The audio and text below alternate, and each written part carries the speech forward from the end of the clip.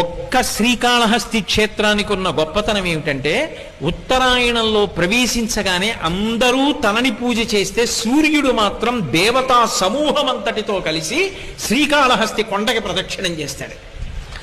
అలా ఎక్కడైనా సూర్యుడు ప్రదక్షిణం చేస్తే పర్వంలో దాన్ని భాస్కర క్షేత్రం అంటారు. అటువంటి చోట దానికి చాలా పద్ధతులు చెప్తారు పెద్దలు. ఒక్క శ్రీకాళహస్తి విషయంలోనే ఆ పద్ధతులన్నీ చెప్తారు. అలాంటి పద్ధతిలో ప్రదక్షిణాలు కాని చెయ్యగలిగితే అటువంటి వాడు జన్మరాహిత్యానికి కూడా వెళ్ళిపోతాడు. అంత గొప్ప క్షేత్రం శ్రీకాళహస్తి క్షేత్రం.